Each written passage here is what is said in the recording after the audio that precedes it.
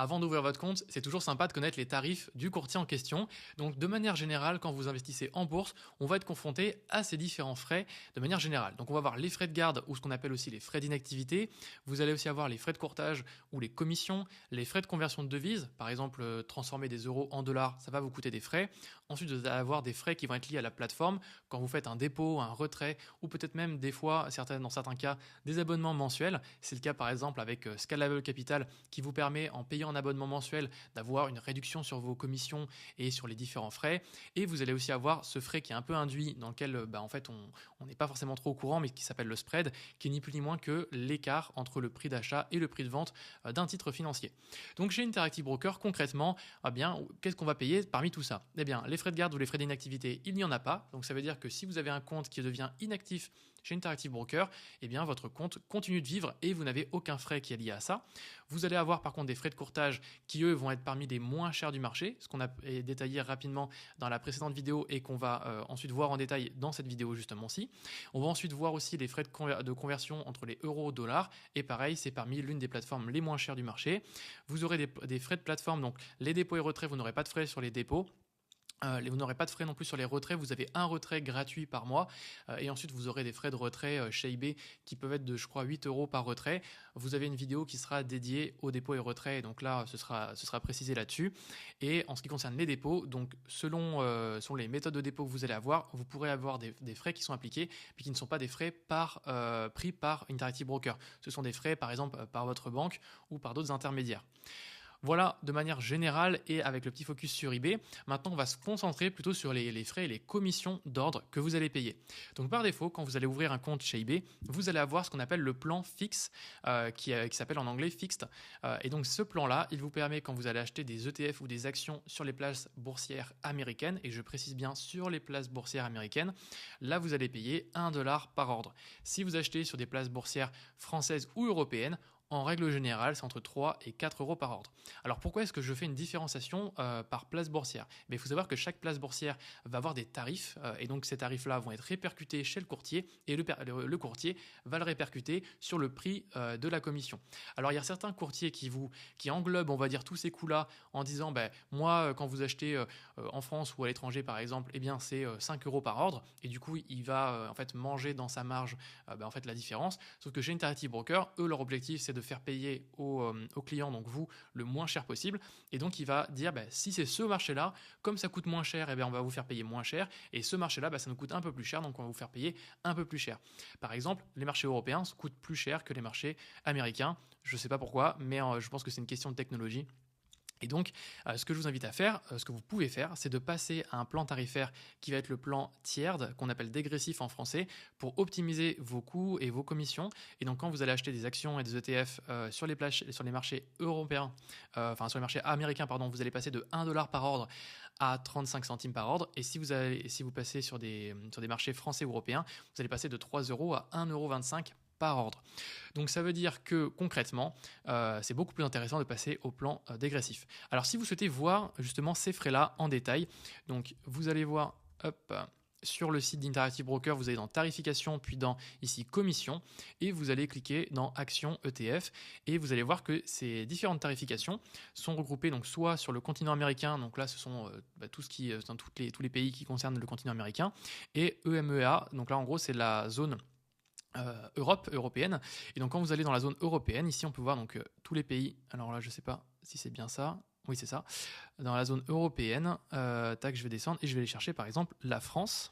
Donc là ici, si je vais sur le pays France, on peut voir qu'on a 3 types de tarification. On a une tarification qui est dégressive, une tarification qui est fixe avec la technologie eBay Smart Routing et on a une technologie fixe avec le routage direct.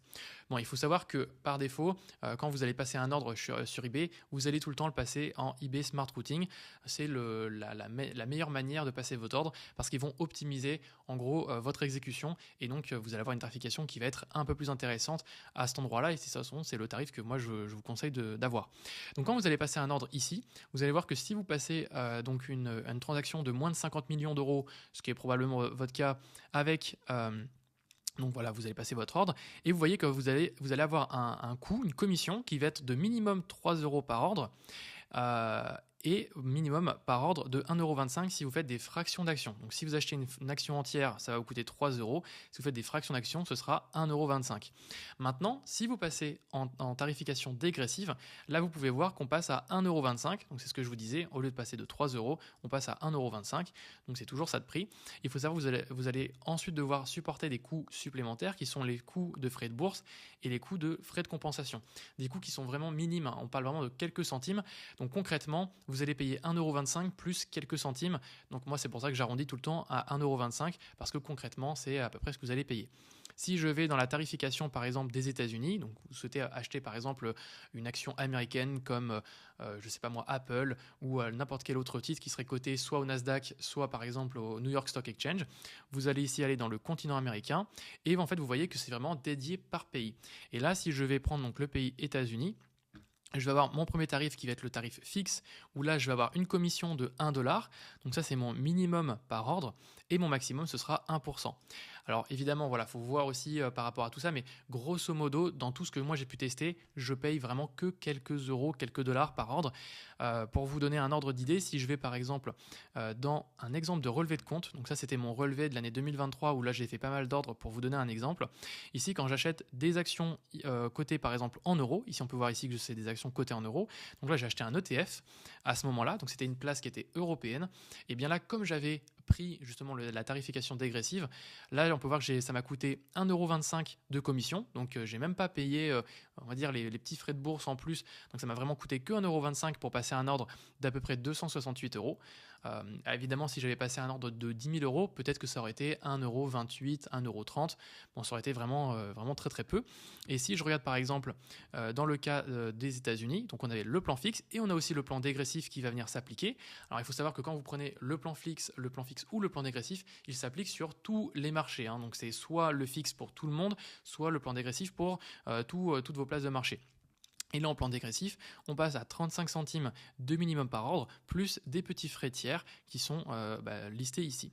Et là, si je regarde concrètement combien ça m'a coûté quand je passe des ordres, par exemple, en USD, par exemple sur Apple, là, on peut voir que j'ai acheté 3 fois 1 000 $ d'actions Apple. Ça m'a coûté 35 centimes, 37 centimes, 36 centimes. Donc vraiment, c'est pas énorme. Et le maximum que j'ai pu payer, je pense, dans cette tarification, c'était 42 centimes pour un ordre ici de 4400 USD, donc vraiment plutôt un montant d'ordre assez élevé, et donc voilà, ça ne me coûte pas si cher que ça, et donc ça vous permettrait d'optimiser vos commissions en passant donc par la tarification dégressive. Maintenant, on va parler des frais de conversion de devises. Donc, quand vous allez convertir par exemple des euros ou des dollars, chez eBay, comment ça fonctionne? Vous allez avoir un minimum de 2 $ par conversion et vous allez avoir 0,002% du montant d'ordre en frais de conversion. Donc, moi, ce que je vous invite à faire, c'est plutôt de privilégier des gros montants pour faire des conversions d'ordre. Je vous donne quelques exemples. Si vous convertissez 100 $, ça va vous coûter 2 $ minimum, soit 2% si on prend le montant absolu de montant de l'ordre. Si vous convertissez 2000 $, ça va vous coûter 2 $, soit 0,02. Et en fait, c'est à partir de 100 000 $ où là, c'est à partir de 100 000 $ où vous allez avoir vraiment le taux qui va être appliqué. Donc ici de 0,02%. Et là, on peut voir que pour convertir vraiment 100 000 $ en euros, ça va vous coûter que 2 $ de commission. Donc mon conseil, c'est vraiment d'utiliser au maximum des gros paquets de conversion, si possible, au moins de quelques centaines de dollars. Si vous convertissez 30, 40 $, ça va vous coûter 2 $ à chaque fois, donc c'est vraiment pas pertinent pour vous. Ensuite, il faut aussi savoir, et donc ça c'est un petit point important, si vous faites des grosses transactions et que vous dites ok, mais en fait c'est trop bien, eBay, je paye vraiment pas cher pour convertir mes devises, donc je ne vais me servir d'eBay que pour convertir mes devises. eBay n'autorise pas le fait d'utiliser eBay justement pour convertir ses devises. En fait, si vous faites que des conversions pendant 5-6 jours, faites que des conversions et qu'il n'y a pas d'achat de titres financiers, des actions, des ETF, des choses comme ça, c'est possible qu'ils vous blacklist et en tout cas qu'ils ferment votre compte. C'est déjà arrivé à certains clients.